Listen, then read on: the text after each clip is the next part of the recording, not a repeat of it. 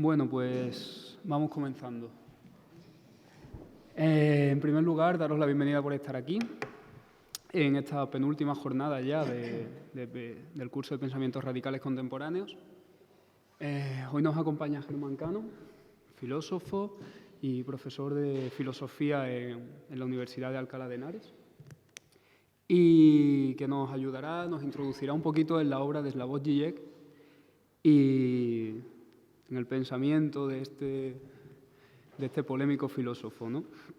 Y bueno, la sesión tendrá una duración aproximada de 1 hora y media, 2 horas, con la ronda de preguntas. Y vamos a proyectar contenido audiovisual, pero es un poco lío, así que lo dejamos. Y nada, por mi parte nada más, daros las gracias por estar aquí y dar las gracias a Germán por acompañarnos. Muy bien. ¿Se oye? Sí, ¿verdad? Es que no... Ahora sí, ahora noto que... Bien, pues buenas tardes a todos y a todas. Y lo primero, como es de rigor, dar las gracias por la invitación a Contrapoder y permitirme engrosar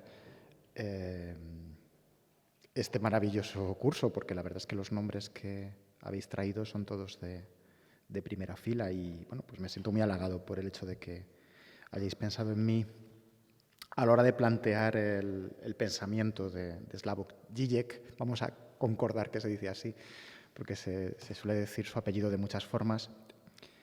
Y creo que se dice así porque él lo dijo, aunque él también decía que le daba lo mismo como le llamaran. O sea que vamos a convenir en que le llamemos Slavoj Žižek por la forma lingüística de su apellido, que por lo visto pues se pronuncia así, ¿no? Bueno, pues como ya habéis tenido otra sesión donde se planteaba la aportación de Žižek al pensamiento radical contemporáneo, no voy a ceñirme, aunque haré alguna breve exposición y daré algunas pinceladas al respecto sobre el planteamiento general, y voy a ceñirme en la medida que pueda a lo que puede significar su pensamiento para reflexionar sobre nuestra coyuntura política. Y en ese sentido voy a marcar más el acento en la crítica o en el debate que han llevado a cabo y bueno, siguen llevando, aunque de una forma mucho más difusa, Žižek por un lado y Chantal Mouffe, iba a decir, y Laclau no, porque Laclau, el pobre, ya no puede discutir mucho. Entonces voy a centrar fundamentalmente mi ponencia o mi intervención en las coordenadas de ese debate y subrayando esos aspectos que pueden servir para pensar nuestra situación política hoy en 2016, ¿no? Que yo creo que es lo más interesante que puede ofrecernos Žižek con su planteamiento filosófico. Antes de comenzar, sí que me gustaría recomendaros la lectura de este libro que acaba de salir y que casualmente se presenta este sábado en Traficantes, porque me parece que es el mejor libro que se ha escrito sobre Žižek, que va más allá de Žižek y además relaciona muy bien sus aportaciones en el contexto del pensamiento político contemporáneo. Es este libro de Akal, de un pensador colombiano que está justamente en Madrid estos días, llamado Santiago Castro Gómez, y el libro se titula Revoluciones sin sujeto, Slavoj Žižek y la crítica del historicismo posmoderno. Me parece que más que esta charla o más que cualquier introducción, que las hay ya muchas, este libro perfectamente claro, muy pedagógico, ayuda muy bien a comprender por qué Žižek es un interlocutor interesante de nuestro presente, a pesar de que, por supuesto, podamos realizar alguna crítica al respecto. La presentación va a tener lugar el sábado, como os decía, a las 12 o 12:30 en Traficantes, ¿no? En la nueva sede que está en Duque de Alba, por si no la conocéis. Bueno, alguna pincelada, ¿no? Me imagino que esto ya lo comentasteis en la sesión del martes. La presencia de Zizek en el panorama político contemporáneo es chirriante, ¿no? Por las formas, no solamente por ese inglés macarrónico que le hace parecer a un vampiro, ¿no? A Bela Lugosi, por ejemplo, ¿no? Un inglés que, por otra parte, es interesante para aquellos que no lo dominamos la lengua porque nos sirve para aprender, ¿no? Es chirriante por varias razones.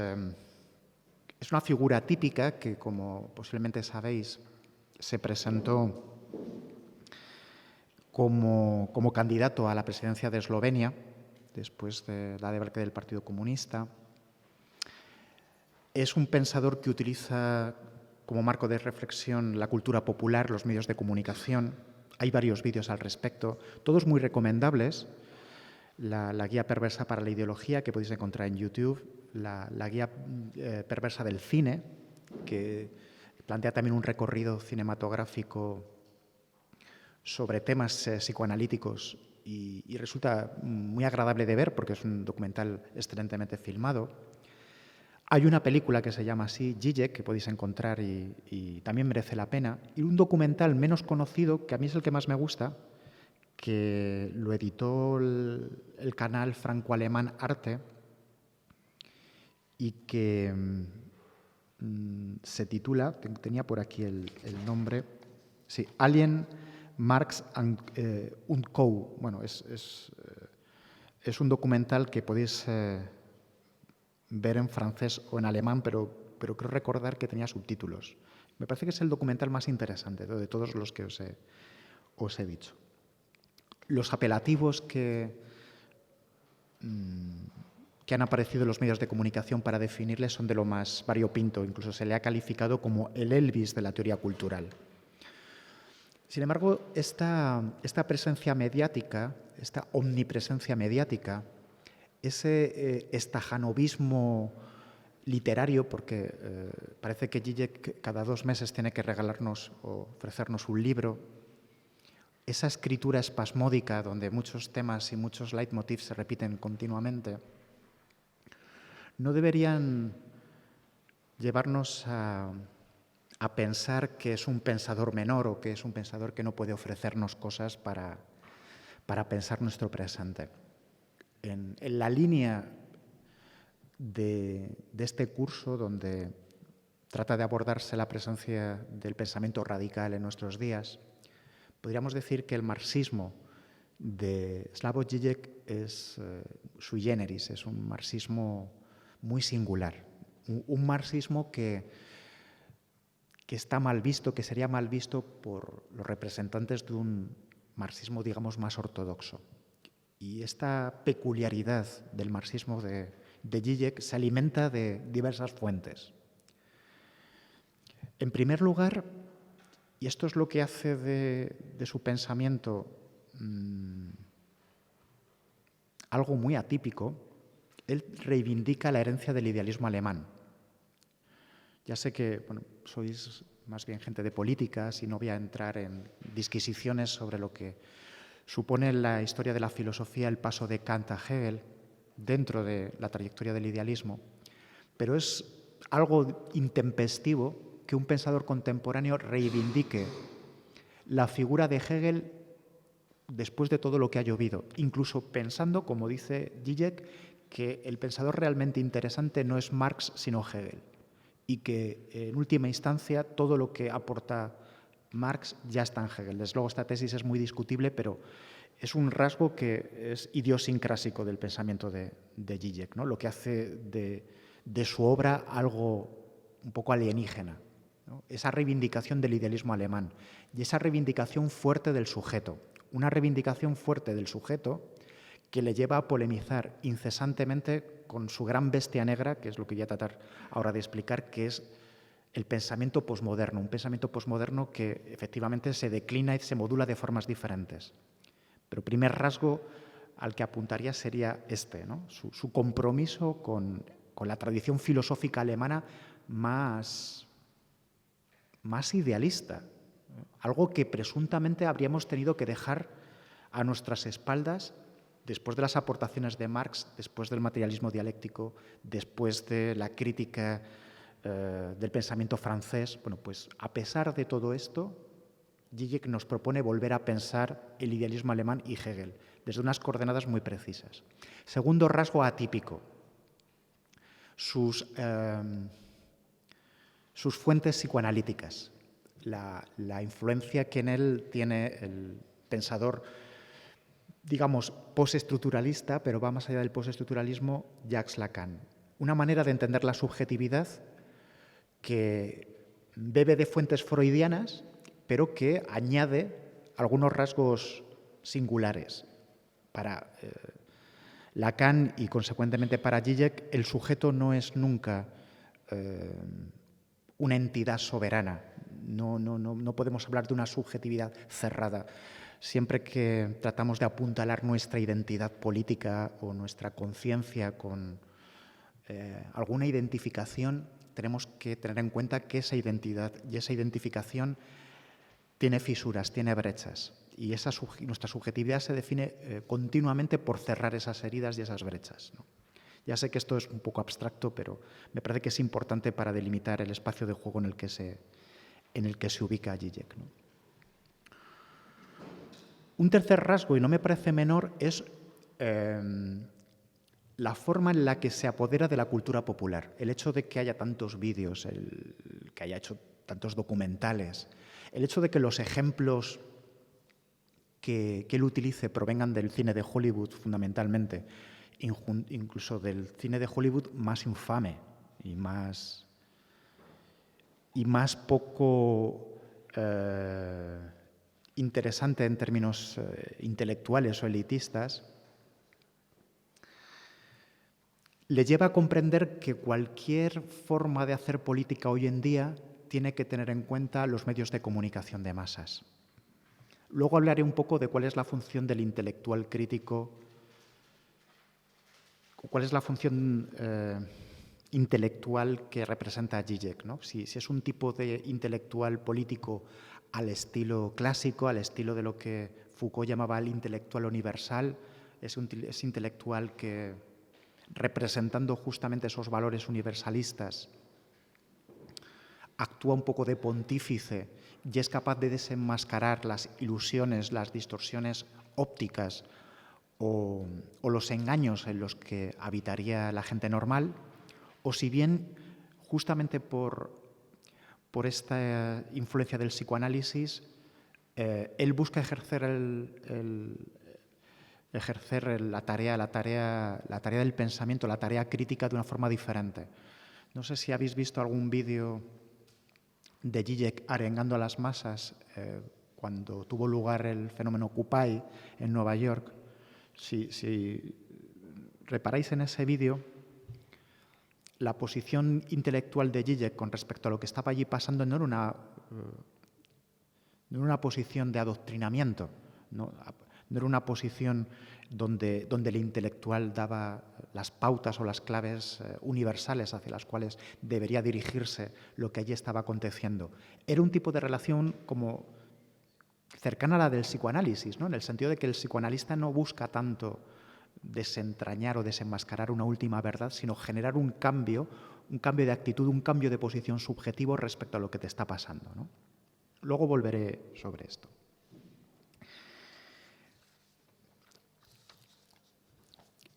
Por otro lado, y estoy enumerando las características fundamentales de su pensamiento, dentro de lo que podríamos definir como una reconstrucción del marxismo contemporáneo, Zizek conectaría con la interpretación del marxismo aportada por Althusser en los años 60. De ahí el diálogo que posteriormente va a mantener con Laclau. Zizek y Laclau en sus primeras fases de su pensamiento estuvieron muy unidos, hasta tal punto que Laclau se enriqueció, el primer Laclau se enriqueció mucho de las críticas de Zizek y viceversa. La fuente de la que beben tanto Laclau como Zizek es Louis Althusser, ¿no? Y Louis Althusser también es un marxista un poco extraño, ¿no? En el espectro de lo que llamaríamos el marxismo contemporáneo, ¿no? Es un marxista sui generis también, porque trató de distinguir abruptamente entre lo que llamaba el Marx juvenil, el Marx que todavía no se habría desembarazado de la tradición liberal y utópica, y el Marx científico. Althusser va a definir un tipo de marxismo donde la contraposición ideología-ciencia o ideología-filosofía está extremadamente marcada. Y esto va a ser, a mi modo de ver, un lastre para el propio planteamiento de Zizek por algunas razones que trataré de argumentar más tarde, ¿no? Lo que quisiera aquí simplemente dejar hasta que vuelva al problema más tarde es esta absoluta delimitación que Zizek era de Althusser entre el marco ideológico, las ideologías, las creencias, los valores, los aspectos culturales y el estatuto científico, ¿no? El marxismo como ciencia. Por tanto, desde esta órbita sí que se entiende la virtualidad de una supuesta crítica de las ideologías. Se entiende que para hacer política es necesario realizar una crítica de las ideologías, ¿no? Esto lo hereda Zizek y es, yo creo, es un tipo de planteamiento que le va a incapacitar para entender a Laclau y para entender el giro hegemónico que, a mi modo de ver, está también latiendo en estos momentos, ¿no? Bueno, dicho esto, el esquema que voy a seguir, habiendo ya presentado un poco al personaje, es tratar de delimitar el debate existente entre un Zizek marxista, apologista de la lucha de clases y partidario de realizar la crítica de las ideologías, y el populismo de Laclau, o la opción populista de Laclau. O sea, un poco, voy a tratar de enmarcar los orígenes de este debate, de dónde procede, cómo se desarrolla y ver también cuáles son los puntos fuertes o los puntos débiles de cada uno de ellos. La filosofía o el pensamiento de Zizek nace como respuesta a una coyuntura que arranca en los años 70, ¿no? O los años 60. Todo el latido último del pensamiento de Zizek nace en confrontación con un enemigo llamado pensamiento posmoderno. En ese pensamiento posmoderno entraría Michel Foucault, entraría Toni Negri, entraría Gilles Deleuze, entraría todo el pensamiento francés de los 60, un pensamiento que habría alimentado, y esto es lo que a Zizek también le llama la atención, la teoría de la cultura o el pensamiento cultural a la teoría cultural en Norteamérica, la French Theory o los estudios culturales. Unos estudios culturales que para Zizek habrían neutralizado la capacidad crítica del marxismo para interpretar la realidad y habrían paralizado las dimensiones emancipatorias existentes en el pensamiento clásico. Por eso conviene encuadrar el pensamiento de Zizek en el marco de lo que Fukuyama denominaba el supuesto fin de la historia. Zizek, junto con otros pensadores, por ejemplo Alain Badiou, del cual es muy cercano, reaccionan frente a este supuesto cierre de la historia. Un cierre histórico que habría tenido lugar, según Fukuyama, tras la caída del muro de Berlín y que habría desarticulado o habría debilitado profundamente el pensamiento crítico, fundamentalmente el pensamiento procedente del marxismo. En el ámbito de la filosofía política, este supuesto fin de la historia habría tenido dos consecuencias. Una revalorización excesiva de la ética, es decir, una traducción ética de problemas tradicionalmente políticos, una hipertrofia ética, una manera de entender cuestiones políticas desde parámetros exclusivamente éticos. Por ejemplo, pensemos cómo el fenómeno del terrorismo aquí en España no se ha analizado nunca en términos políticos, o se ha buscado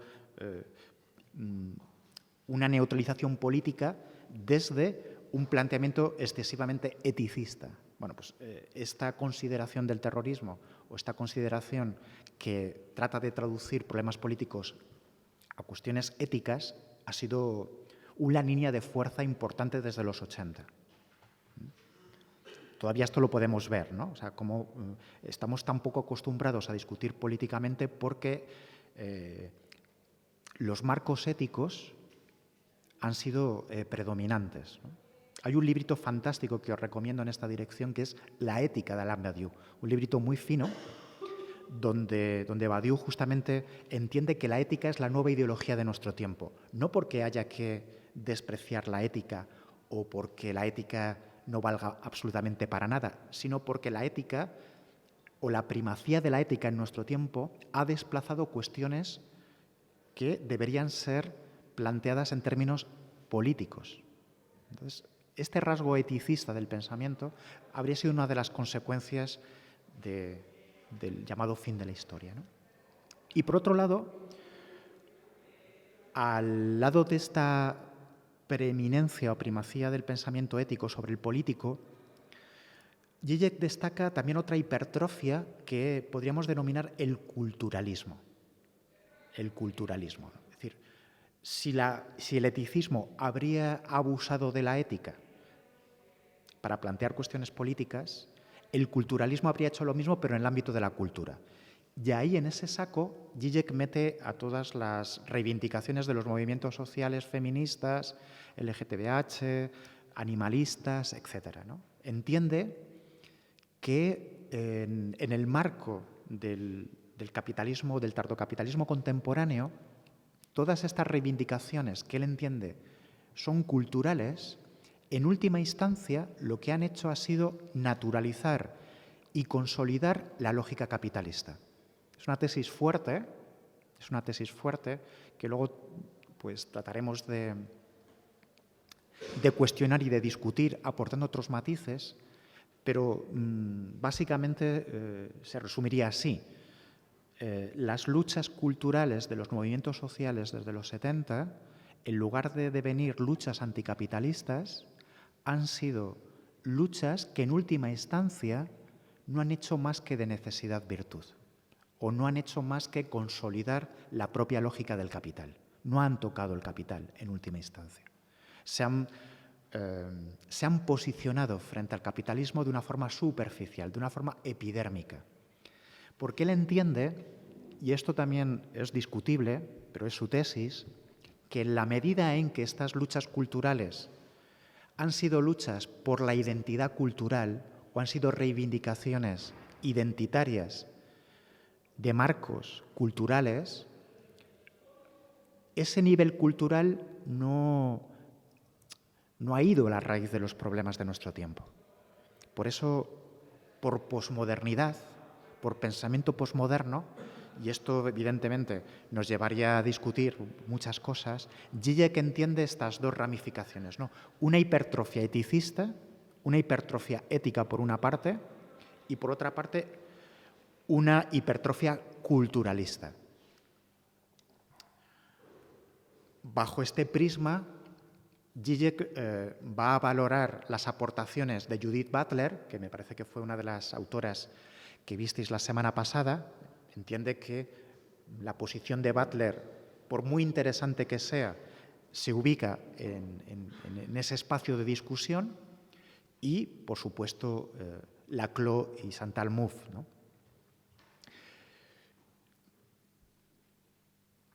Zizek entiende además que los años 60 y el mayo del 68 fue un momento, un punto de inflexión en relación con esta cuestión que acabo de plantear, por muchas razones. Y con esto quizá también pueda conectar el planteamiento de Zizek con planteamientos que habéis visto en semanas anteriores.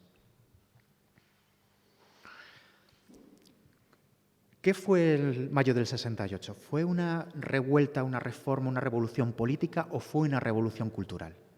¿Qué es lo que realmente pasó en esa década? No solamente en París, sino en otros espacios como Praga, ¿no? O como en Checoslovaquia, o como en México, El 68, desde luego, no solamente ocurrió, no solamente tuvo lugar en París. Zizek entiende que los 60, y concretamente el mayo del 68, fue un momento de parteaguas, un punto de inflexión, porque las nuevas reivindicaciones culturales que se pusieron en juego, sabéis que en el 68 el Partido Comunista francés quedó como descolocado, ¿no? Quedó como a contrapié. No supo conectar con las revueltas estudiantiles. No entendía qué es lo que estaba pasando. Le pilló totalmente a trasmano, porque seguía aplicando las categorías del marxismo clásico, del marxismo más ortodoxo, para menospreciar y subestimar lo que allí estaba pasando, ¿no? Esto es lo que generó, por ejemplo, en el pensamiento francés una crítica al marxismo tal y como lo entendía el Partido Comunista francés, ¿no? Y evidentemente lo que puso de manifiesto el 68 fue la necesidad de una reforma o de una transformación cultural donde los nuevos placeres sexuales, donde la emancipación femenina, los nuevos goces y las nuevas sexualidades pudieran tener un espacio. Al mismo tiempo, el elemento libertario que se escondía detrás del acontecimiento propuso una desjerarquización y una crítica a la burocracia de partido que fue asimilada y fue cooptada y absorbida por las necesidades del nuevo capitalismo. Esto lo analiza muy bien Toni Negri, ¿no? La transformación de la composición obrera, como en determinado momento es toda la sociedad la que empieza a producir. Es como si en el 68 la fábrica ya no fuera el lugar privilegiado de protesta. Lo que puso de manifiesto el 68 es que no solamente la protesta se concentraba en el ámbito obrerista, en el ámbito de la fábrica, en el ámbito de la reivindicación laboral, sino que afectaba a toda la sociedad en su conjunto. Esto dotó y dota el 68 de un valor cultural, ¿no? Un valor cultural que Zizek justamente va a poner en entredicho porque entiende que justamente el 68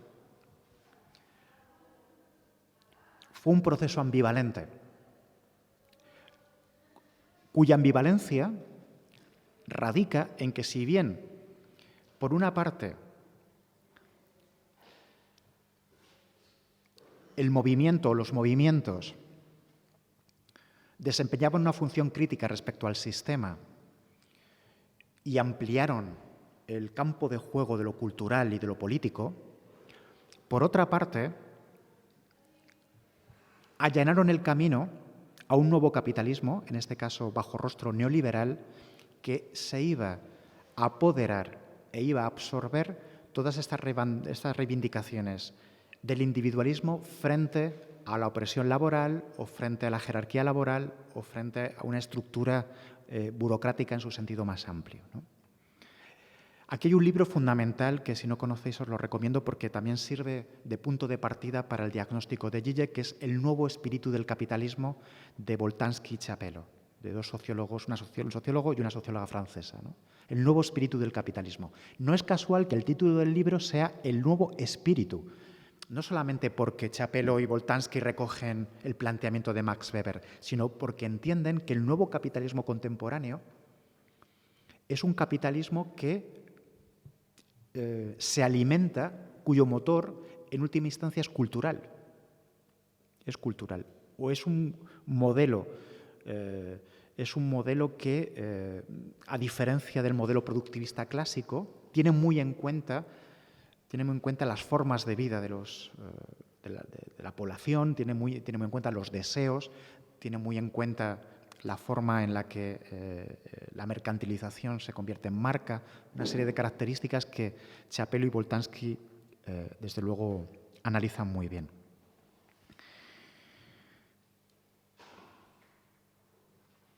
En este contexto, Zizek considera que es necesario superar todo este planteamiento excesivamente culturalista del pensamiento político de nuestro tiempo.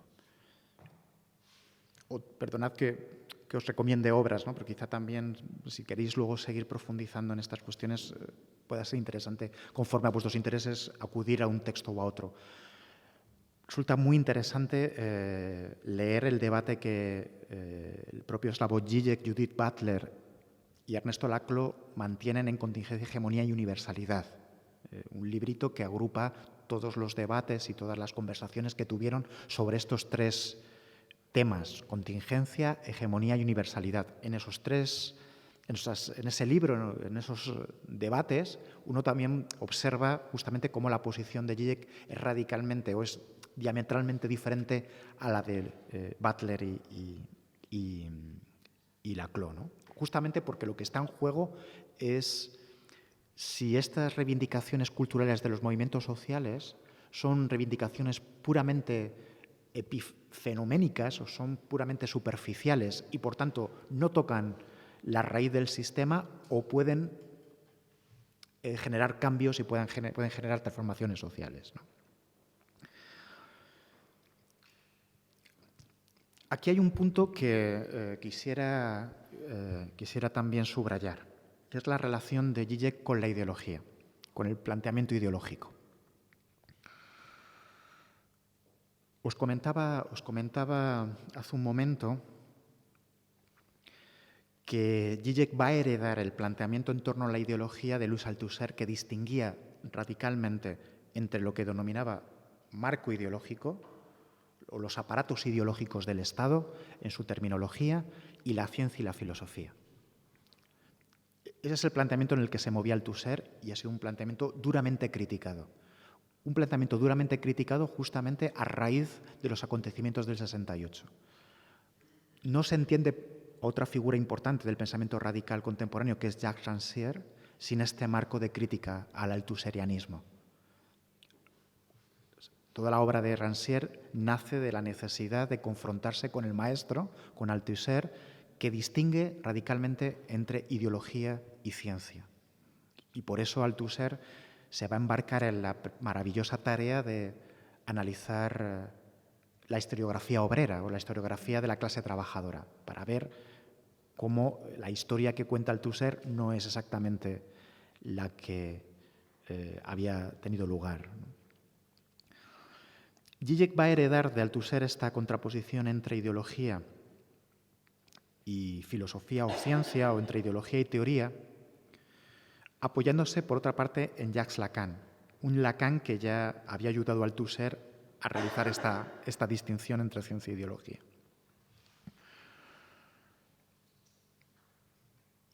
Žižek entiende que la cuestión ideológica o el velo ideológico existe, es casi universal y es muy difícil de erradicar, porque hay una tendencia humana inherente al ser humano, inherente psicológica y antropológicamente al ser humano hacia la ideología, hacia lo que llama la estructura imaginaria de la realidad. Un ejemplo de ideología que es muy analizado por Žižek es la ideología antisemita, el antisemitismo como ideología. Podemos poner otros ejemplos, pero Žižek, curiosamente, utiliza en muchos de sus libros y muchos textos la cuestión del antisemitismo para describir cómo opera la ideología. ¿Cómo operó el antisemitismo en la República de Weimar de los años 30? Vamos a tratar de resumir, traduciendo el lenguaje de Žižek, que a veces es complejo, a un lenguaje un poquito más sencillo. Y tengamos en cuenta que lo que sucedió en la Alemania nazi de los años 30, o ese antisemitismo, no es una ideología que pueda permanecer a nuestras espaldas y que ya no pueda volver a repetirse. Lo que estamos viendo en estos últimos tiempos en Francia, en Austria, en Alemania, es una revivificación del fenómeno fascista y del fenómeno racista, en un contexto como el de la Alemania de los años 30, marcado por la crisis. Žižek interpreta el fenómeno antisemita o el fenómeno o la ideología antisemita de la siguiente manera. Imaginemos un contexto de grave crisis económica. un contexto que no solamente conduce a un alto desempleo, con un crack económico como el que se produjo en la época que arruinó a la economía de su tiempo, y también con una frustración de expectativas brutales entre las clases medias. Esa situación de crisis, digamos, necesita o busca un relato, una narrativa para explicar lo que está pasando. En ese momento de crisis económica, pero también de crisis cultural, el nacionalsocialismo aportaba una solución.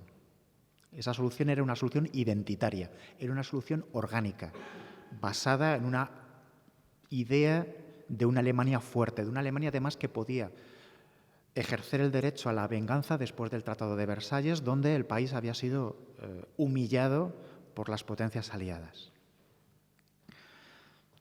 Lo que resulta interesante a efectos de interrogación política es porque en ese momento de crisis económica y de crisis cultural, el nacionalsocialismo le comió la merienda al marxismo o le comió la merienda a las ideologías de la clase trabajadora.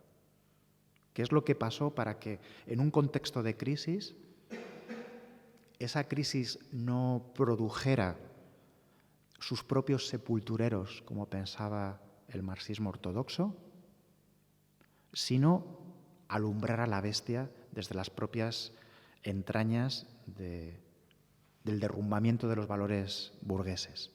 ¿Cómo es posible? ¿No? Bueno, este es el gran debate de los años 30. ¿No? Y una respuesta importantísima será la dada por Antonio Gramsci. En el fondo, la posición de Zizek no está muy lejos de la de Gramsci, ¿no? Aunque él no se mete directamente, aunque Zizek no se mete directamente en la cuestión. Pero el tema es que la ideología antisemita fue capaz de capturar la subjetividad de una forma mucho más seductora que los discursos de la clase trabajadora. Es más, mientras que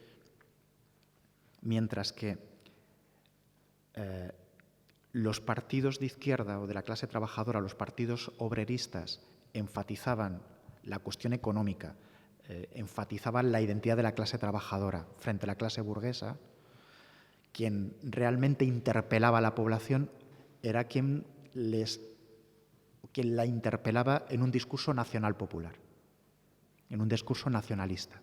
Nosotros frente a los judíos, nosotros frente al chivo expiatorio judío.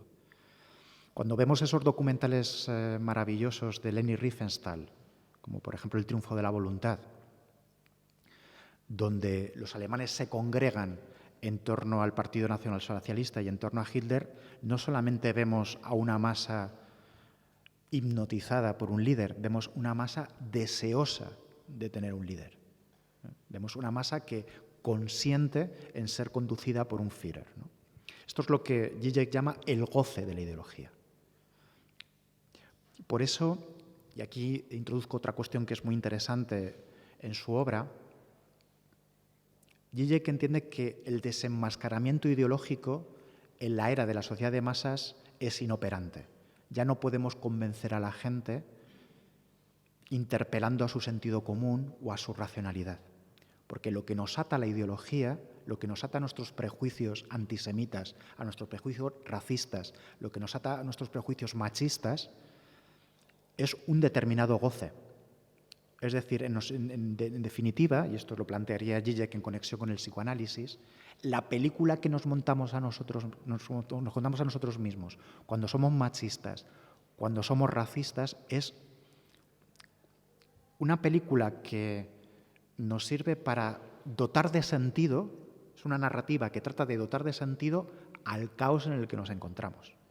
Estamos tan perplejos, estamos tan desorientados, carecemos estamos tan privados de orientación y estamos tan privados de cartografías que nos ayuden a situar nuestra posición en el mundo, que estas ideologías ofrecen algo de sentido, un sentido funesto, un sentido un sentido violento, un sentido inhumano, pero al fin y al cabo es un sentido, es una narrativa que dota de sentido, ¿no? Es decir, el abordaje que hace Zizek del problema de la ideología es un planteamiento muy marcado por el psicoanálisis y muy marcado por esa tendencia que, según él, tiene el ser humano a construir imaginarios o discursos de sentido que doten de coherencia a una realidad que en momentos de crisis es particularmente volátil, es particularmente compleja, es particularmente caótica, ¿no? Pero interpreta la ideología en esta clave psicoanalítica, ¿no? Y esto es quizá lo que a Zizek le impide comprender otros procesos, ¿no? Bueno, habiendo hecho este curso, esta pequeña digresión sobre la cuestión de la ideología, vamos a entrar ya un poco más de lleno en el debate Zizek. Zizek apenas habla de hegemonía, no habla apenas de Gramsci. No recuerdo textos explícitos donde dialogue con el gran pensador político italiano. Y aquí es donde yo veo la gran deficiencia política de Zizek, según voy a tratar de exponer a continuación.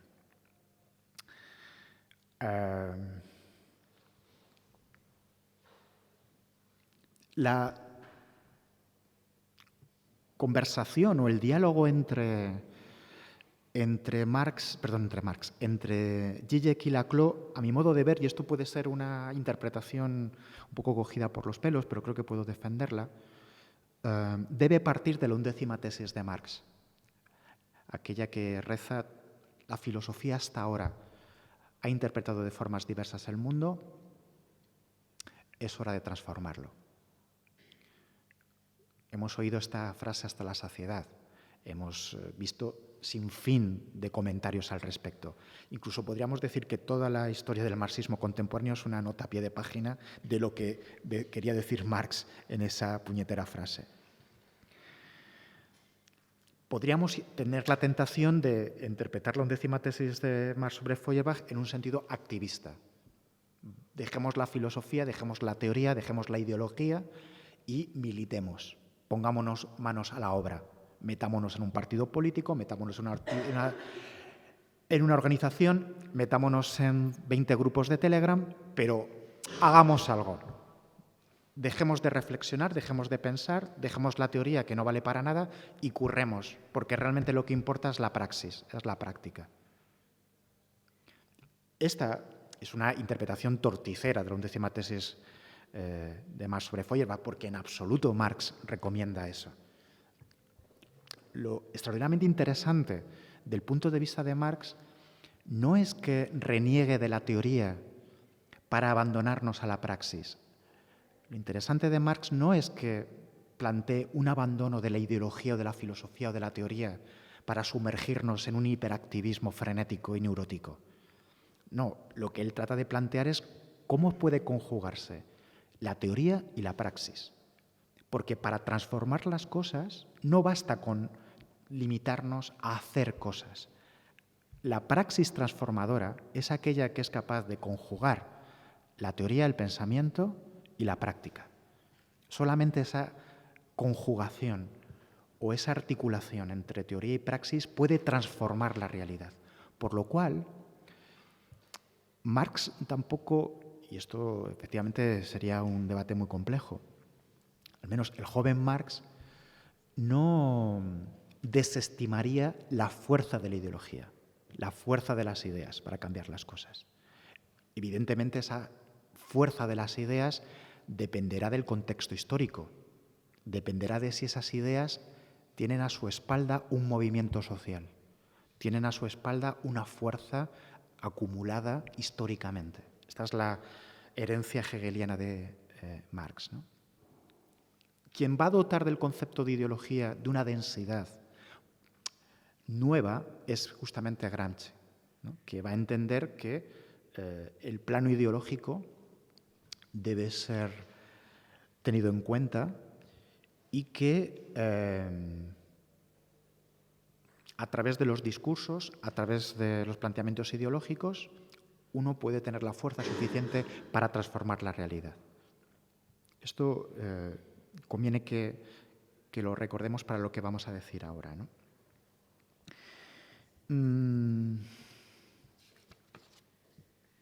¿Cómo conectar la teoría? ¿Cómo conectar la teoría con la praxis? Bueno, evidentemente ese es el gran problema, ¿no?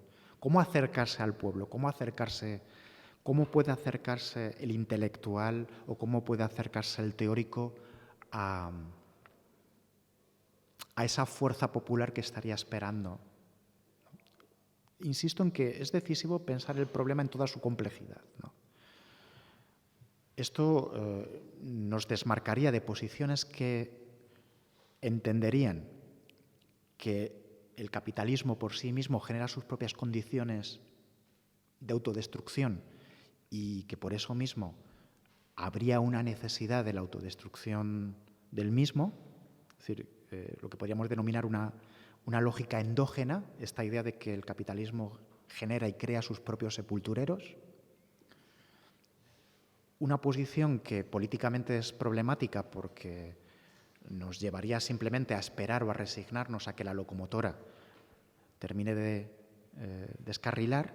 En ese sentido, pues somos espectadores de un proceso que transcurre a nuestras espaldas. Esa posición, desde luego, no sería la correcta, pero tampoco la posición voluntarista, una posición que al margen de la economía o al margen de las fuerzas objetivas históricas entiende que solamente con la voluntad puede cambiar las cosas. O sea, Marx no es ni un voluntarista ni un economicista, o sea, no es un reduccionista en ningún caso, ¿no?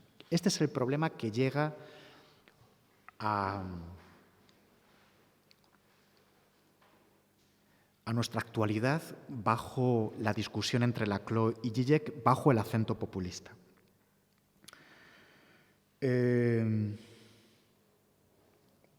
Voy a citar un paso de Zizek criticando todos aquellos movimientos sociales o movimientos políticos que hacen de la reivindicación cultural bandera, lo que él denomina pensamiento posmoderno, donde entraría Laclau, donde entraría Judith Butler, donde entraría Negri, etc. La manera posmoderna estándar de rechazar la importancia del conflicto de clase no es principalmente llamar la atención acerca de la supuesta clase obrera en vías de desaparición, sino más bien enfatizar cómo el conflicto de clase no debería ser esencializado como el punto de referencia final hermenéutico a cuya expresión todos los demás conflictos pueden ser reducidos. Hoy en día asistimos al florecimiento de nuevas y múltiples subjetividades políticas, de clase, étnicas, gay, ecológicas, feministas, religiosas. Y la alianza entre ellas es el producto de la abierta lucha contingente en la hegemonía. No es difícil seguir este rastro. La lógica subyacente que recorre fenómenos tan aparentemente diferentes como el multiculturalismo, ciertas reivindicaciones de género, el miedo a la globalización surgido al socaire del referéndum sobre la Constitución Europea o las nuevas reconstrucciones históricas nacionalistas, revela un nuevo mapa de luchas significativamente más culturales que directamente políticas, surgido de la desvertebración de ese horizonte de verticalidad sociopolítico que, por simplificar, llamaremos moderno. A medida que las aspiraciones a la comprensión de la totalidad social del marxismo dejaron de convertirse en el gran referente crítico del sistema capitalista y el concepto de clase social dejó de ser útil en el plano teórico, el descontento social se canalizó de otro modo, transformándose en un número indefinido de reivindicaciones colectivas totalmente independientes entre sí. Es un texto muy denso, procedente del libro de conversaciones que os recomendaba antes, Contingencia, Hegemonía y Universalidad, donde Zizek pone las cartas sobre la mesa, ¿no? Y donde yo creo que sintetiza su oposición al discurso de Ernesto Laclau y en ese libro también de Judith Butler, ¿no? Voy a tratar de desmenuzar o de extraer las líneas básicas de este fragmento. Bueno, en primer lugar, aquí se oponen dos posiciones. Una, la que entiende que hay que partir de las diferentes luchas sociales, de la pluralidad de las luchas sociales, que sería el caso de Laclau. Es decir, tenemos que partir de que las grietas del sistema están diseminadas, es un malestar difuso. O bien la posición que entiende que más allá de esa pluralidad de descontentos, más allá de estos movimientos plurales, hay una fuerza prioritaria que sería la de la clase trabajadora. Es decir, podríamos sintetizar el argumento de la siguiente forma. Primacía o prioridad o privilegio de la clase trabajadora versus diferentes movimientos sociales o diferentes luchas sociales, ¿no? La tesis de Zizek es que justamente por no dar el paso al concepto de clase, esas luchas terminan siendo inoperantes, terminan siendo funcionales al sistema. La lucha del ecologista que lucha por tener manzanas ecológicas, pues termina siendo funcional al sistema. La lucha feminista que termina reivindicando una identidad femenina y que aísla ese movimiento en relación con otras luchas, pues también termina convirtiéndose en la defensa progre de un feminismo elitista que deja de conectar con otras luchas, y así sucesivamente. Otro concepto importante que aparece en el texto es la diferencia existente entre la posición que parte de la pluralidad o que trata de construir la totalidad, la cartografía de totalidad desde las diferentes luchas sociales y el planteamiento que ya de entrada el marxista se ubicaría en una cartografía de la totalidad. La forma de entender la totalidad en un marco u otro. Esto es muy importante.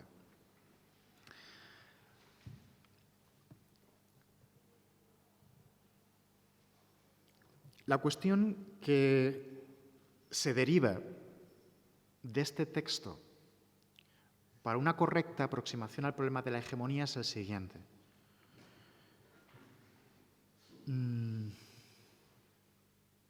El concepto de hegemonía en la tradición de Gramsci implica la articulación, la palabra es fundamental, luego si queréis podemos volver sobre ella, la articulación de un bloque histórico en torno a una clase dirigente y no la simple adición no diferenciada de la categoría de descontentos. La formulación de un proyecto político capaz de solucionar una crisis histórica de la nación y del conjunto de las relaciones sociales. La diferencia entre Laclau y Zizek radica en el protagonismo de la clase. Si esas luchas sociales o esa articulación de las luchas sociales tiene que sintetizarse bajo el paraguas de la clase o si más bien hay que luchar y hay que hacer política desde la articulación de esos diferentes malestares o de esos diferentes descontentos.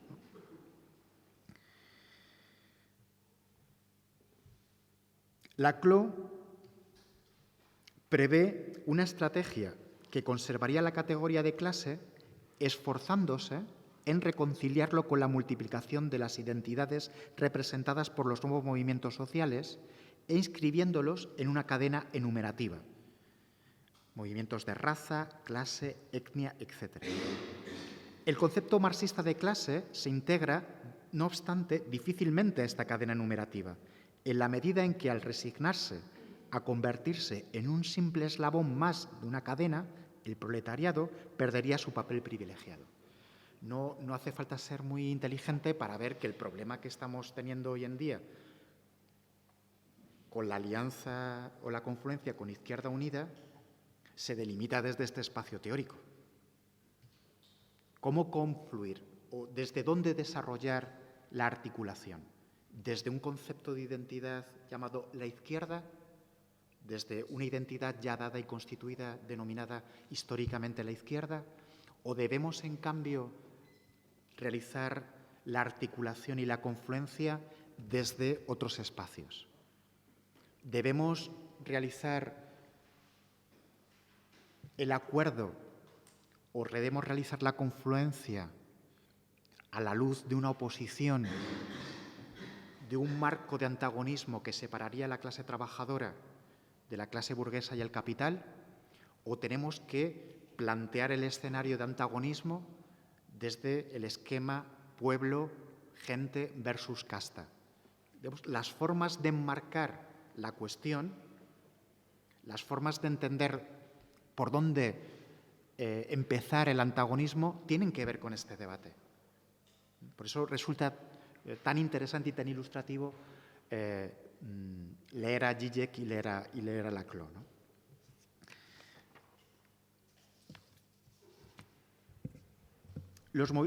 Lo que entienden Laclau y Chantal Mouffe en una obra también clásica llamada Hegemonía y Estrategia Socialista es que los nuevos movimientos sociales emergidos desde los 60 habrían puesto a dura prueba una definición del socialismo basada en el carácter central de la clase obrera y la revolución con mayúscula. Lo que comentan una y otra vez Laclau y Mouffe en Hegemonía y Estrategia Socialista es que el nuevo mapa de las críticas al sistema ya no puede sintetizarse bajo la fórmula de clase, ¿no? Luego podemos discutir por qué, porque eso tiene causas profundas. Pero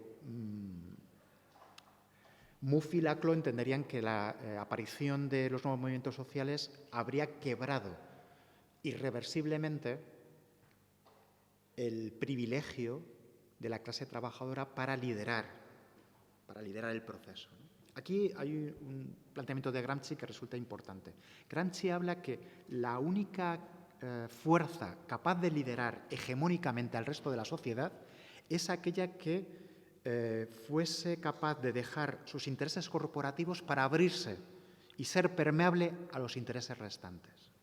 Es decir, aquí el problema que estamos teniendo quizá hoy en el debate si la confluencia tiene que ser de izquierda o no, o digamos los planteamientos en juego son los siguientes. ¿Por qué confluir en torno a un significante llamado izquierda que en lugar de ser permeable al resto de los intereses sociales, o en lugar de ser permeable al resto de la sociedad, se repliega en una identidad previa?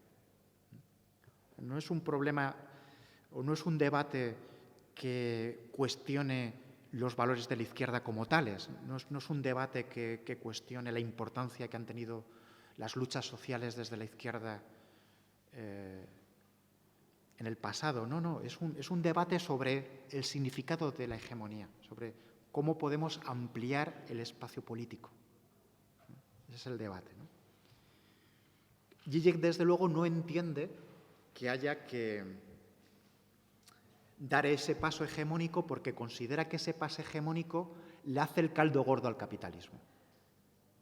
Piensa que abrir el espacio hegemónico, como intentan Laclau y Mouffe, es erróneo porque ese planteamiento de apertura no logra convertirse en una lucha verdaderamente anticapitalista y, por tanto, legitima o actúa como distracción a la espera de una política que se ocupe de lo realmente importante, que sea la lucha de clases. Este es el planteamiento. Por eso dice Zizek, no acepto que los distintos elementos que se producen en la lucha por la hegemonía sean en principio equivalentes. Es decir, no acepto que la lucha de los gays, la lucha feminista, la lucha XXX sea comparable a la lucha de la clase trabajadora. La lucha importante es la lucha de la clase trabajadora. Y si se soluciona la lucha de la clase trabajadora, se terminarán solucionando las luchas restantes. Siempre habrá un elemento o una parte de la cadena que, aunque parte involucrada de la misma, dice, la sobredetermina. Esta contaminación del universal por el particular es más fuerte que la lucha por la hegemonía. Entonces aquí podemos entender quizá un poquito más lo que os decía antes en torno al concepto de ideología.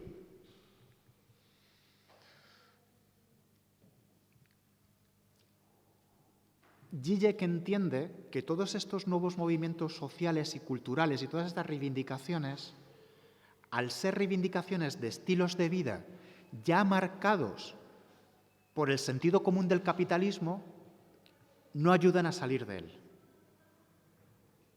Entonces, entiende que no se puede producir ninguna articulación de malestares que pueda generar un cambio social, porque toda esa articulación, en tanto que cultural, no es más que una forma de hacer de necesidad virtud. No es una manera adecuada para contrarrestar el sistema. Pero eso es porque entiende que el sentido común, el sentido ideológico, ya está determinado por el capitalismo. No entiende que quizá ese sentido común está fisurado, está fracturado. No entiende que ese sentido común puede ser resultado de luchas contingentes.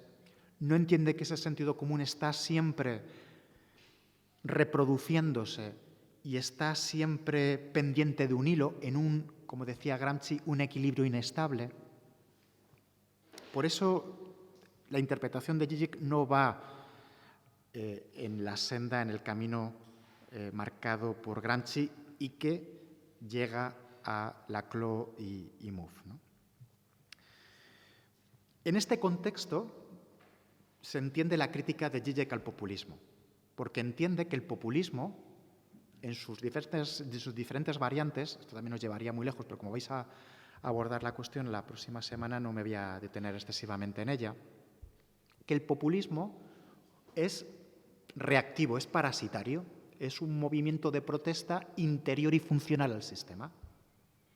Es una protesta que en lugar de apuntar al verdadero enemigo, que es la estructura capitalista, se encierra en una lógica, como decíamos antes, superficial o epidérmica.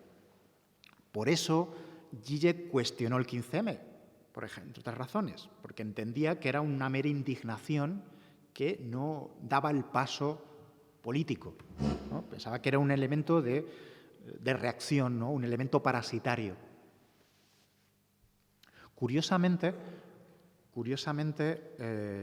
las manifestaciones de Zizek en torno al 15M fueron negativas, pero han sido muy positivas respecto a Podemos. Llama la atención eso, ¿no? Porque en el fondo el planteamiento es muy parecido, quizá porque él ha idealizado mucho a Podemos desde fuera.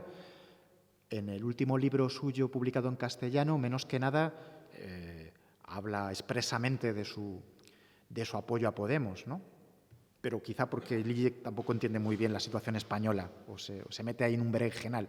Pero en cualquier caso, quisiera llamar la atención sobre esto, ¿no? Sobre el carácter reactivo que tiene el populismo, en tanto que es un movimiento de resistencia que no se acomoda, que no se adapta a la lucha de clases.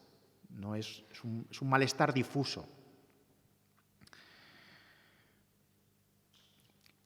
Sin embargo, aunque Zizek es crítico del populismo, en tanto que no da el paso a la lucha de clases, no es del todo crítico.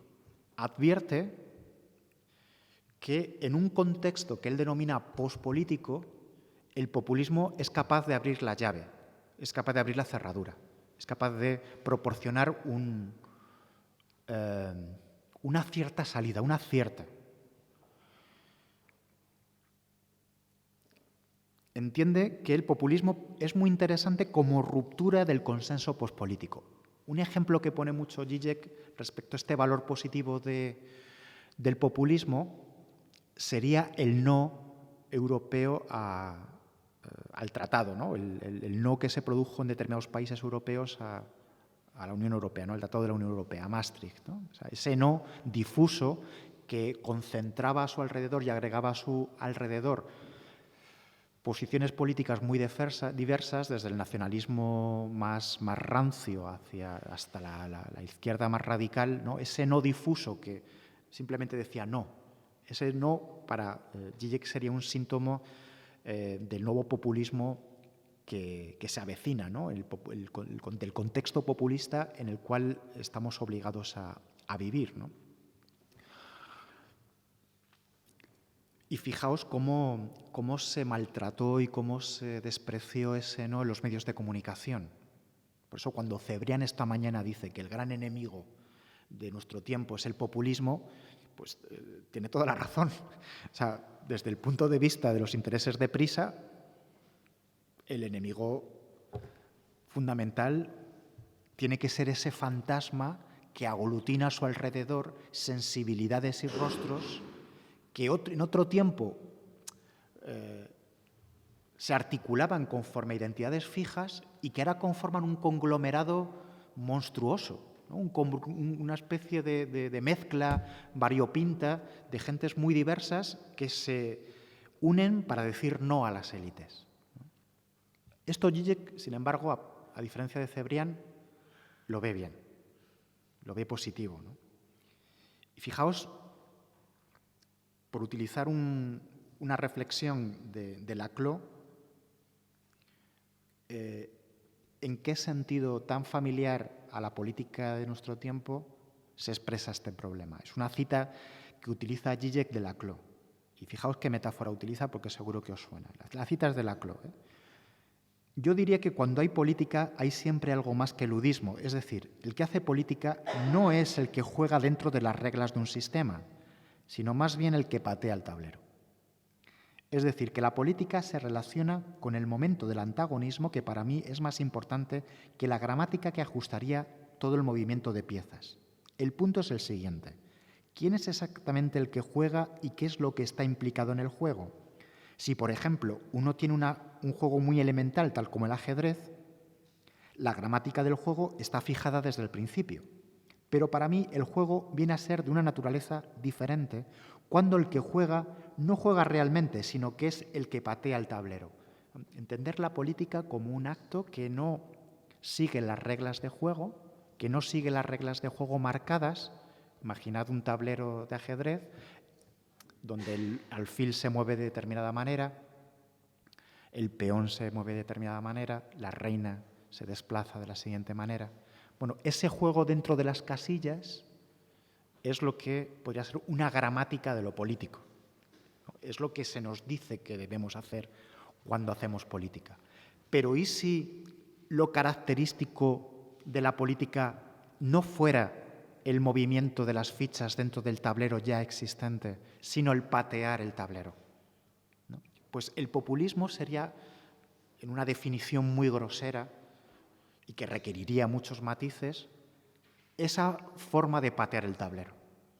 Y para Zizek esto es positivo en la medida en que las reglas de juego que ha planteado la política en los últimos tiempos han sido reglas, en su terminología, pospolíticas. Es decir, Zizek llama pospolítica a la mera gestión administrativa, ¿no? La reducción de la política a gestión. Bueno, es un lerdo como político, pero qué buen gestor. O no necesitamos políticos, necesitamos técnicos, ¿no? Ahora también cuando en los últimos tiempos se hablaba de, bueno, para que lleguemos a un consenso, que sean los técnicos, ¿no? Los que lleven la economía, que son los que saben. Esto Zizek entiende que es perjudicial y a mí también me lo parece, porque es la reducción del potencial político de transformación de la realidad a seguir las casillas preestablecidas. Es la reducción de la política a tecnocracia. Y eso tiene unos riesgos democráticos indudables, porque reduce también la política al juego de unos expertos que se pueden ver obligados a prescindir de la ciudadanía y de la gente. Total, como son los que saben, ¿verdad? Entonces, Zizek entiende que la medida en que el tablero pospolítico puede ser pateado,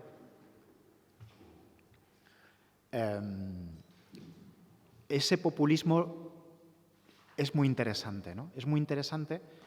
Incluso él entiende, y hay varios escritos donde reflexiona sobre este asunto, y voy a permitir también recomendaros textos que a mi modo de ver son importantes. Entiende, por ejemplo, en un en un prólogo, esto se puede encontrar en Internet, a un libro que se titula ¿Qué pasa con Kansas?, de Thomas Frank, que publicó Aquarela, analiza el fenómeno, por ejemplo, del Tea Party. El Tea Party es un fenómeno populista. Es un fenómeno populista porque no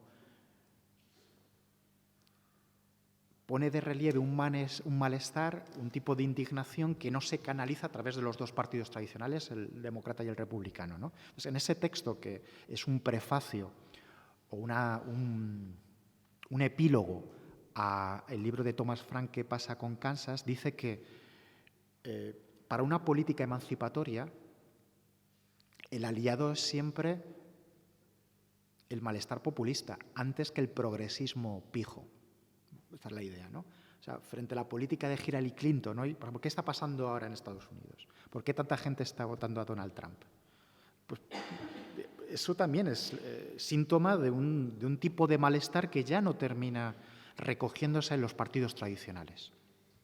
Pues Zizek entiende que la política emancipatoria pasa más por conectar con las demandas de los votantes de Donald Trump, fijaos, la tesis es fuerte, que con los votantes pijos de Nueva York a Hillary Clinton, ¿no? Porque entiende, y esto podría aplicarse también a la política del PSOE en los últimos tiempos, que el progresismo de izquierdas, al haber roto su conexión con las raíces populares, o al haber roto su relación con las reivindicaciones populares, ha terminado también siendo funcional al sistema, ¿no? O sea, de ahí que el único malestar que deba ser recogido es el malestar difuso que, desgraciadamente, se concentra en los partidos de derecha. Pero eso es justamente porque la izquierda ha sido incapaz de canalizar ese malestar. Si el Frente Nacional en Francia logra conquistar a su paso cada vez más gente, quizá eso sea también un indicio de la incapacidad de la izquierda de atraerse, de seducir y de canalizar ese malestar. Como veis, la posición de Zizek ante el fenómeno populista, aunque es crítica, no deja de tener matices.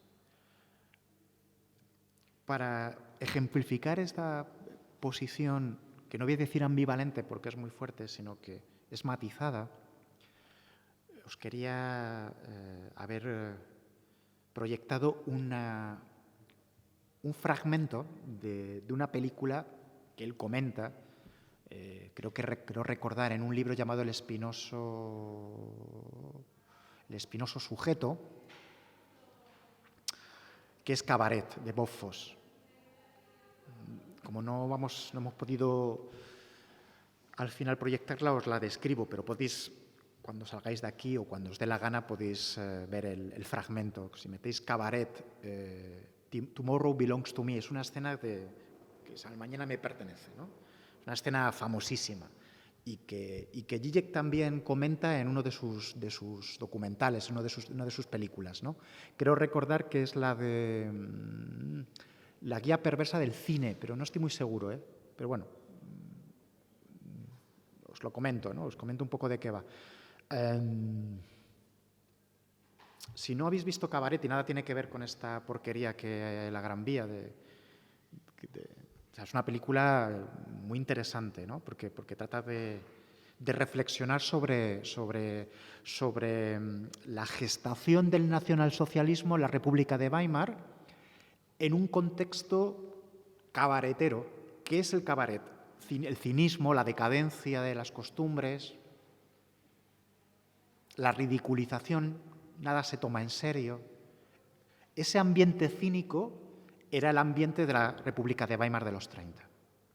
Y por eso a Zizek le llama la atención el paso de esa sociedad decadente, descreída, que se ríe de sí misma, que ya no cree en nada, y de repente la efervescencia nazi, ¿no? De repente la pasión, el pathos por creer algo. Joder, ¿qué ha pasado ahí? ¿Cómo hemos pasado de una situación de descreimiento, de cinismo brutal, donde el ambiente es cabaretesco, a una situación donde Hitler se hace con el poder, ¿no? Entonces, esa escenita, la película es una reflexión en torno a esto, ¿no? Con números musicales, pero muy inteligente, muy sutil. Y hay un momento dado de la peli que es un momento donde los protagonistas se van a tomar algo a una taberna alemana, donde se describe la vida cotidiana del pueblo alemán. Están ahí con sus cervezas y tal. Y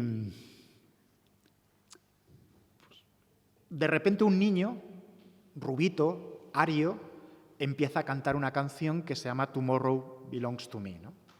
La canción es pues, una canción fascista hasta la médula, ¿no? Hablando del futuro de Alemania, hablando del futuro esplendoroso de Alemania, donde todos los corazones volverán a resurgir y a unirse. Y esa gente que estaba pues, tomándose sus cervezas aislada, empieza a emocionarse y empiezan a cantar juntos. Es una metáfora, una imagen muy sugerente de la atracción, iba a decir del núcleo irradiador, de la atracción de la ideología nazi, ¿no? Como esa canción que entona los corazones, que los fusiona en un horizonte común llamado la gran Alemania del futuro, concentra a su alrededor una unidad que no existía hasta ese momento, ¿no? Y hace Zizek un comentario de la peli, ¿no? Y dice, a ver, mis amigos liberales norteamericanos, cuando ven la peli y ven la escena, me dicen, ¿lo ves? Es que el nacionalsocialismo era esa pasión. Entienden que el problema nazi radica en el exceso de pasión que entra en escena cuando se ponen a cantar con el niño. El contenido de la canción, desde luego, es un contenido nacionalista, totalmente repudiable y que puede hacer presagiar que detrás de esa canción están los campos de concentración. ¿Por qué? Porque en la medida en que esa canción buscaba fusionar a todo un pueblo en pos de una idea orgánica de país que expulsara a todas esas manchas y todos esos obstáculos que pudieran afear el conjunto, ya estaba de alguna forma manifestándose la matriz ideológica del exterminio nazi. En la medida en que esa canción planteaba un horizonte orgánico de sociedad donde los judíos no podían estar, porque eran degenerados, porque no eran arios, porque no pertenecían a ese ideal de salud del pueblo, ¿no? A pesar de eso, que Zizek no lo niega, entiende que el fallo de sus amigos neoliberales es simplificar el asunto entendiendo que el problema está en la cuestión emocional que planteaba la canción, ¿no? Como si los liberales le dijeran a Zizek, mira, ¿lo ves? Si el problema del fascismo es como el de todos los totalitarismos, que la gente se enciende, que la gente se pone cachonda con las ideologías, que la gente se emociona demasiado y cree demasiado en las cosas. El problema es el pathos. El problema del totalitarismo es el pathos. Por eso, una sociedad democrática es una sociedad que debe desconfiar de las pasiones. Es una sociedad que tiene que ser racional, que tiene que ser ilustrada. Dice, no. Dice, el problema no es ese. Esa es la mala interpretación liberal de la escena. Justamente es al revés. Lo que sucede en esa escena es que como no había ningún partido político que pudiera emocionar, que pudiera apelar a la afectividad de la gente, como sí que hacía la ideología nacionalsocialista, ese pathos crítico, toda esa energía de resistencia respecto a un mundo que estaba mal hecho, fue hegemonizada y fue cooptada por los fascistas. En la medida en que uno dice que el problema se reduce a contraponer el buen talante liberal versus el pathos, no entiende nada.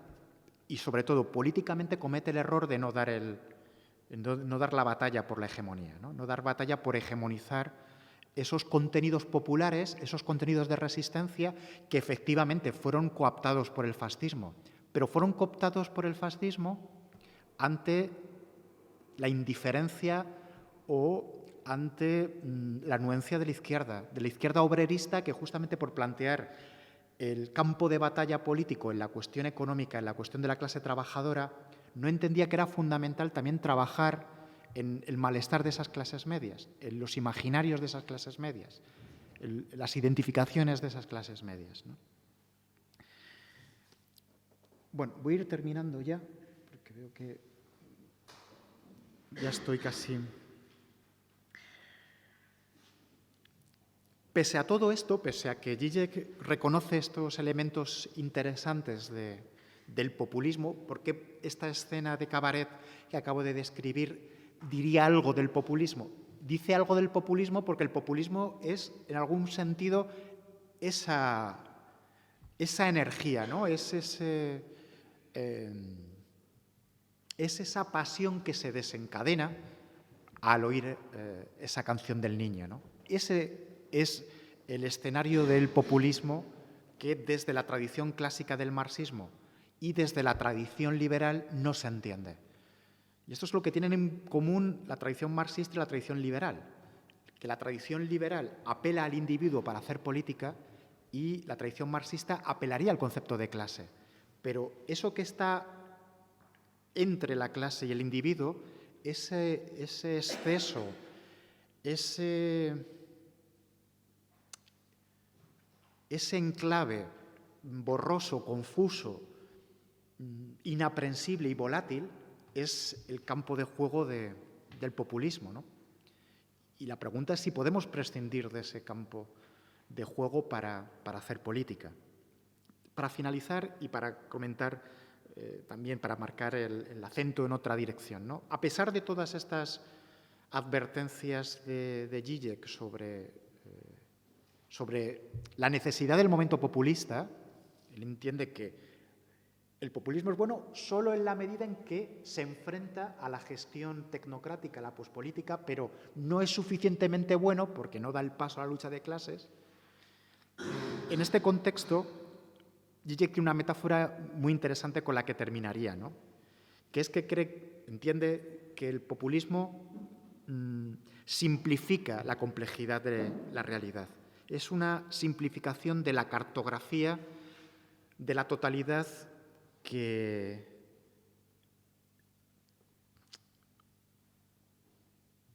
nos daría una explicación, una perspectiva marxista. Para ello recurre a un chiste, ¿no? Recurre a una imagen, sí, que podríamos definir como un chiste, una broma. Todos conocemos el viejo chiste, es cita de Zizek, todos conocemos el viejo chiste del hombre que busca las llaves bajo la farola. Cuando le preguntan dónde las ha perdido, admite que en un sitio mal iluminado. Entonces, ¿por qué las busca allí, justo debajo de la farola? Pues porque ahí se ve mucho mejor. El populismo, dice Zizek, siempre tiene algo de ese ardid. Así pues, no solo el populismo no es la palestra en la que se deben inscribir los proyectos emancipadores del presente, sino que cabe ir un poco más lejos y proponer que la principal tarea de la política emancipadora contemporánea, su problema vital, radica en encontrar una forma de movilización política que, por un lado, sea como el populismo, crítica con la política institucionalizada, pero que, por otro, no caiga en la tentación populista. Quizá para resumir podemos sintetizar que la fórmula que utiliza Zizek es esta. El reto pasa por encontrar una forma de movilización política que, por un lado, como el populismo, sea crítica con la política institucionalizada, es decir, sea sensible a todos esos malestares que no quedan recogidos y contenidos por los partidos tradicionales, por la política al uso, por los esquemas ortodoxos, pero que, por otro, no caiga en la tentación populista. En esa encrucijada yo creo que merece la pena seguir pensando, sobre todo si por tentación populista entendemos refugiarnos en una identidad nacional, en una identidad orgánica previa a las relaciones de poder, o buscamos idílicamente un espacio previo donde no existen las relaciones de poder. Pues bien, muchas gracias. Solamente esto.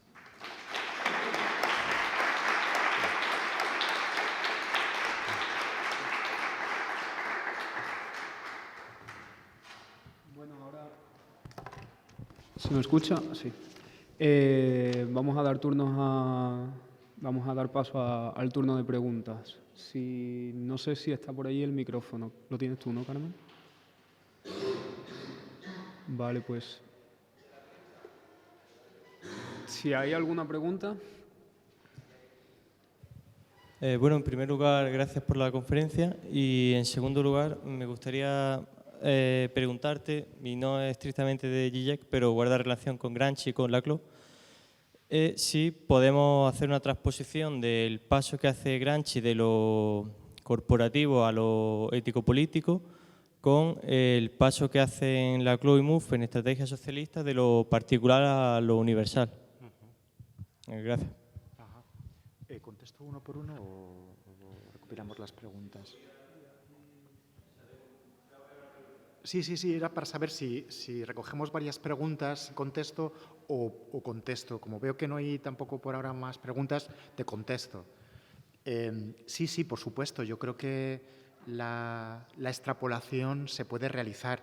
Incluso si uno lee atentamente Estrategia y Hegemonía Socialista, donde Laclau y Mouffe siguen a Gramsci en casi todo, pero que también se desmarcan de él al entender que ya la clase no es el elemento aglutinador de la posibilidad hegemónica. Incluso ahí observamos esto que tú acabas de apuntar, ¿no?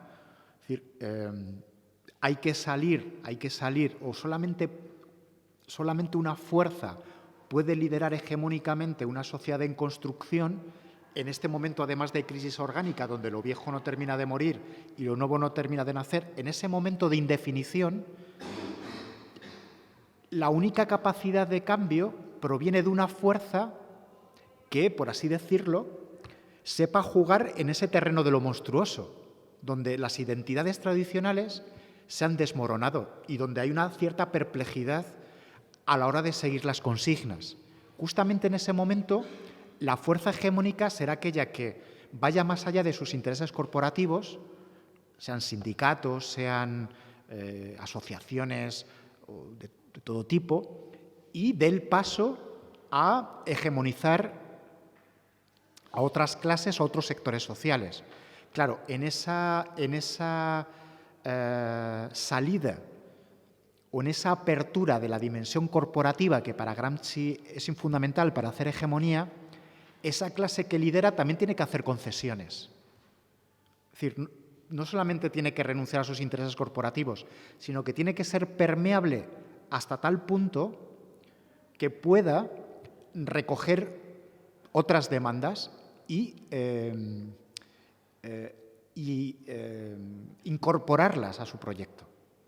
Pero es fundamental esta dimensión entre lógica corporativa, lógica hegemónica. Es fundamental. Y desde luego Laclau y Mouffe siguen en eso, siguen a Gramsci al pie de la letra.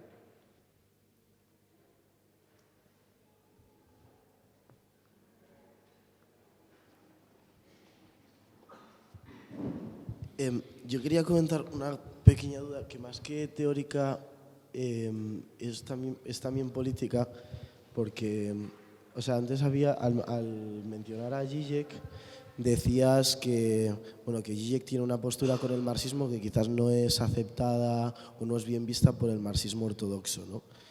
Perdón, no te he oído bien. Que cuando hablabas de Zizek decías que tiene una forma de tratar el marxismo que los marxistas ortodoxos no ven bien, no ven de forma acertada y que les molesta. Esa molestia es como 100.000 veces mayor si en vez de hablar de una visión crítica al marxismo como la de Zizek, hablamos de una postura populista enfrente de un marxista, ¿no? O enfrente de una persona que defienda la izquierda o esos repertorios de acción y de formas de articular y de construir a los que estamos acostumbrados.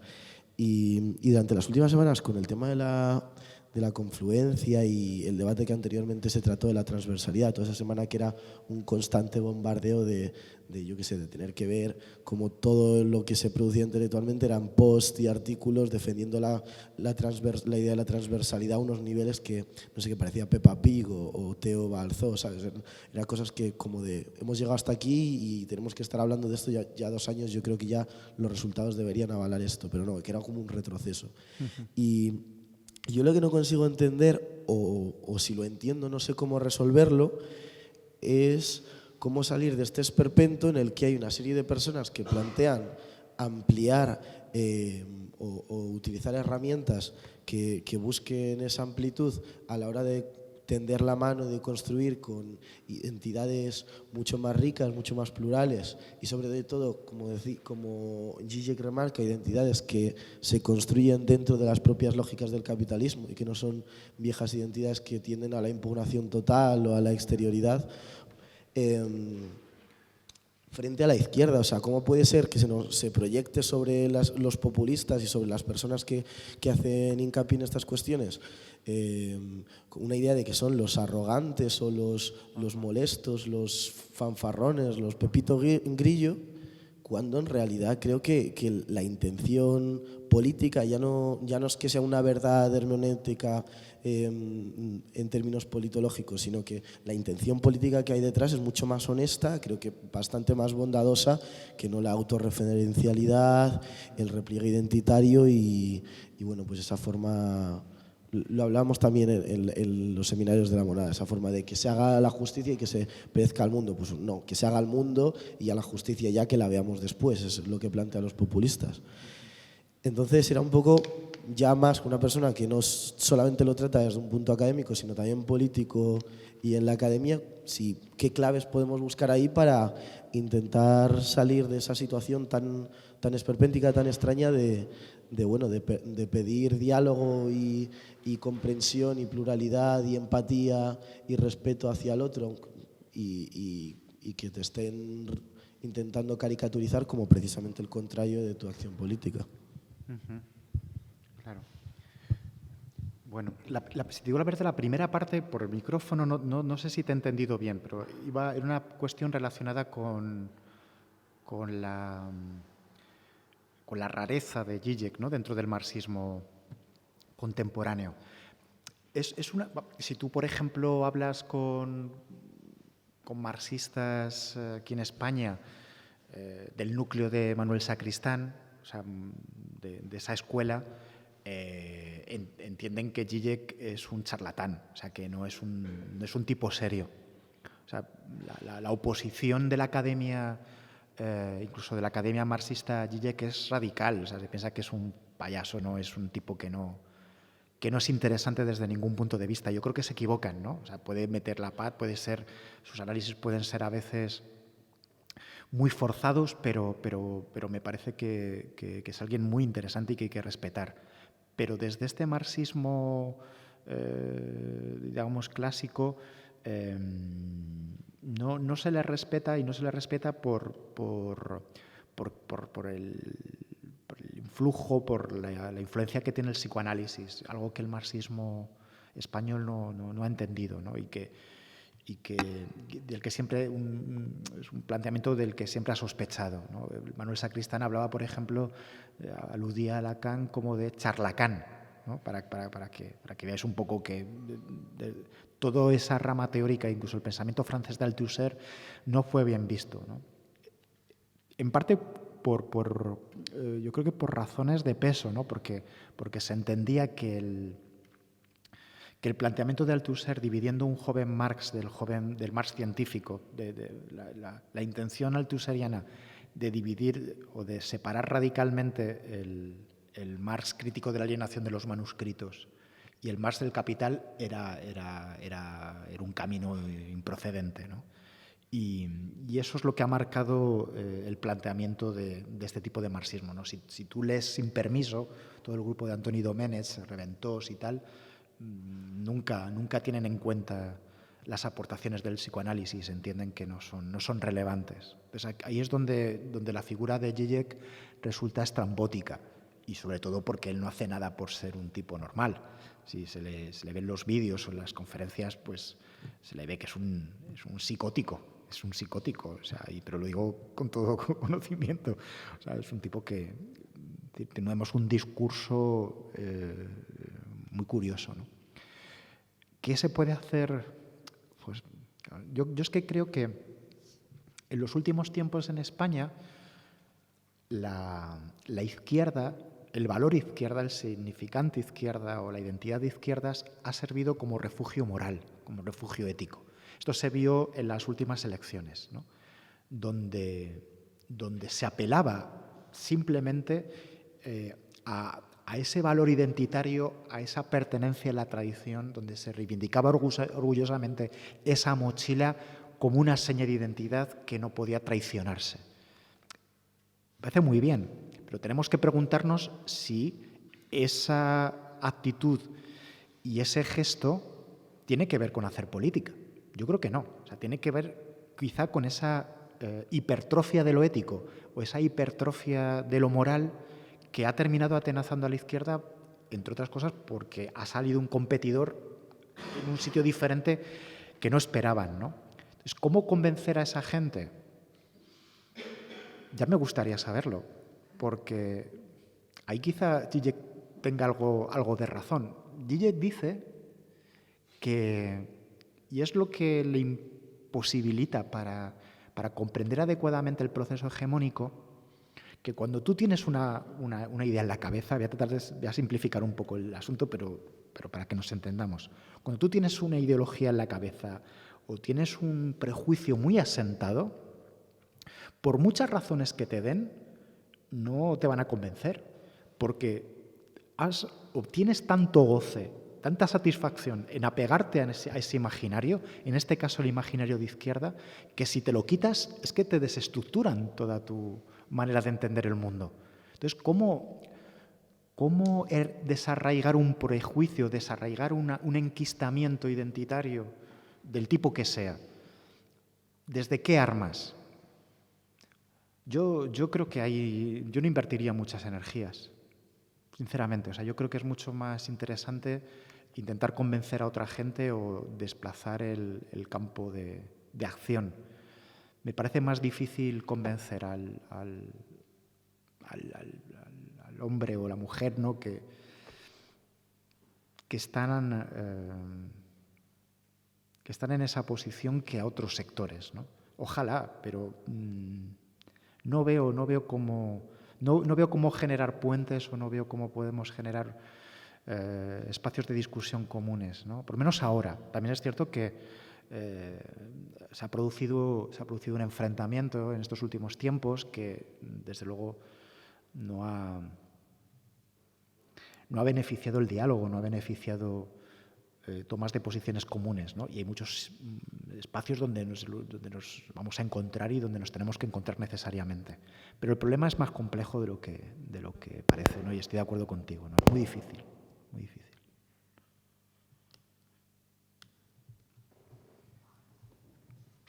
¿Hay más preguntas? ¿Nada? Bueno, pues cerramos. Y nada, daros las gracias de nuevo y muchísimas gracias, Germán. Gracias a vosotros.